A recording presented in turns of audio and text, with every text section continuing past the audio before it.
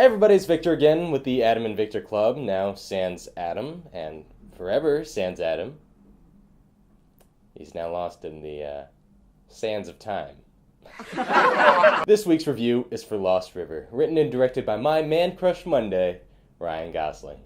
The film follows a young man named Bones, whose voice bears a striking resemblance to Gosling's. It was absolutely uncanny. And is also trying to make ends meet by selling copper. Why is he trying to be the breadwinner of the family? Well, because her mom is 3 months behind on her mortgage, and if she can't pay up soon, then some people are going to come by and tear her house down. There's a lot more to the story, and it's pretty densely packed for a 90-minute art film. And I think that's where most of the film's issues lie. It seemed as if Gosling had so many different ideas, mentioned all of them, but then had no time to flesh any of them out. But as a result, he managed to create a relatively confusing, visually striking, and surprisingly entertaining hodgepodge of a movie. He draws influence from filmmakers that include David Lynch, David Gordon Green, Harmony Korine, Gaspar Noé, Terrence Malick, etc. And while the fact that he tried to incorporate so many styles made the movie feel a little scattershot and unfocused, it also never left me feeling bored. A lot of the times when you see an art film that tries to be an art film, it is, for lack of a better word, well, boring. People usually try to expand on one particular idea with heavy yet obvious symbolic imagery, and the result ends up feeling fake and forced. Whereas here I felt Gosling was being completely genuine in conveying the idea of family conquering all because of how inventively he told it. There's so much weird stuff going on here that is honestly just a sight to see. I do wish it had been a little bit more grounded in the character than the weird atmosphere. That way I could have been more pulled in and actually cared about what happened to the people in the film. Even though we're focused on the same 4 or 5 people, the film still feels like a series of disconnected vignettes that ultimately don't really add up to much. And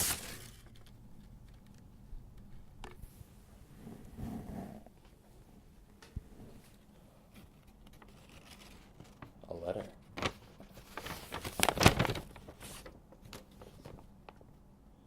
Dear Victor, here's what I thought about Lost River.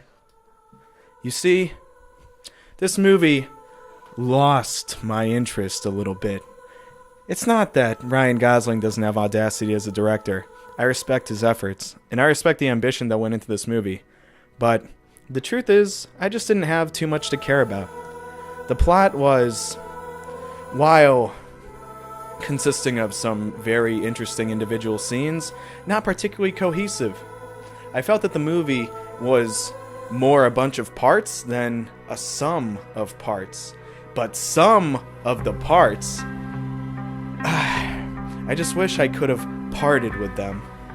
Anyway, Lost River is an ambitious misfire in my opinion.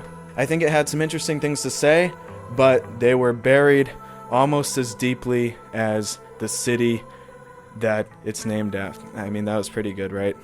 Alright. Well, hope you get this review, buddy. Hope you're doing well, because I'm coming for you. Love, Adam.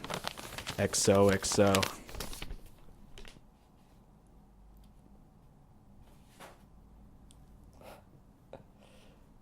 Not sure what that was.